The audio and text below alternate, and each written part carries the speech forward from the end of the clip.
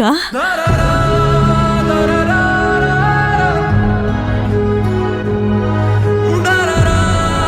నీకు గతం గుర్తొచ్చిందని తెలియగానే నాకు చాలా సంతోషం అనిపించిందక్క. వర్ష వచ్చాక మంచాన పడి ఉన్న నన్ను బాగు చేసి తిరిగేలా చేసింది. ఇప్పుడు నీకు గతం గుర్తొచ్చింది. అంతా నా కూతురు రావడం వల్లే. వాగ్దేవి, తను తిరిగొచ్చిన మాట నిజమే, కాని తను నీ కూతురు వర్ష కాదు, నా పెద్ద కూతురు కావ్య, అంటే జ్యోతి.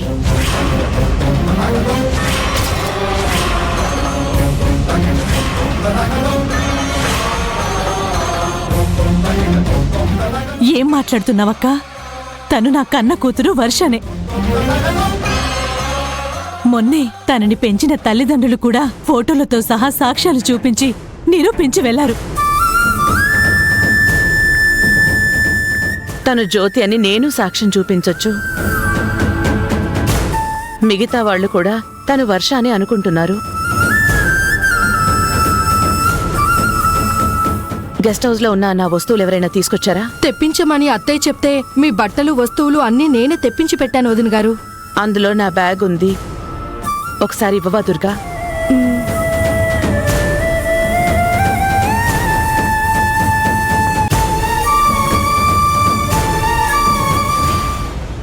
శారదమ్మకి గతం గుర్తొచ్చిందంటే ఏ క్షణంలోనైనా శ్రావ్య నా కూతురని చెప్పే అవకాశం ఉంది. నా గురించి అడుగుతుంది కూడా. ఎంతైనా తల్లి మనసు. ఆ నిజం మాధవి అత్తయ్యకి తెలిసిందంటే నా కథ మారిపోతుంది. ఇన్నాళ్ళు రాజీవ్ కోసం నేను పడిన శ్రమంతా వృధా అయిపోతుంది.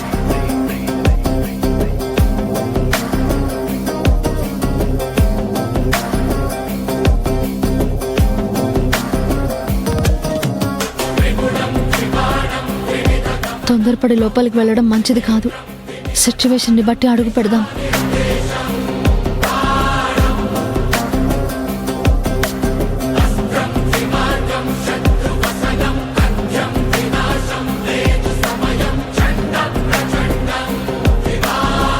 ఇదిగో మీరే చూడండి, తినే నా కూతురు జ్యోతి.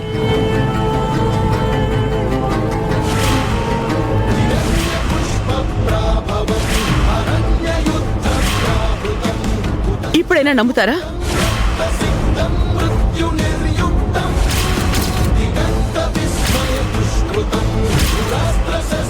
ఇప్పుడు జ్యోతి గురించి చెప్పిందంటే నెక్స్ట్ నేనే, తన చిన్న కూతుర్ని నేనేనని చెప్పేస్తుంది శారదమ్మ. నేను ఇక్కడే ఉంటే నాకు చాలా డేంజర్. రాజీవ్ జ్యోతిలు బావా మరదళ్ళ రక్త సంబంధమా?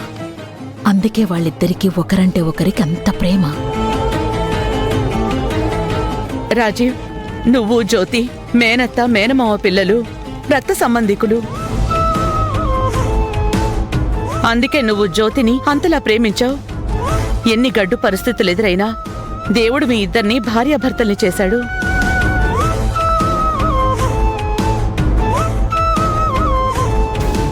నేను నా కన్న తల్లి కోసం వెతుకుతూ బయలుదేరాను. తను నా సొంత తల్లి అని తెలియకముందే నేను శారదమ్మని ప్రేమగా అమ్మ అని పిలిచాను. తను నన్ను కన్న కూతురి కంటే ఎక్కువ ప్రేమగా చూసుకునేది. దేవుడు మా ఇద్దరిని ఎప్పుడో కలిపినా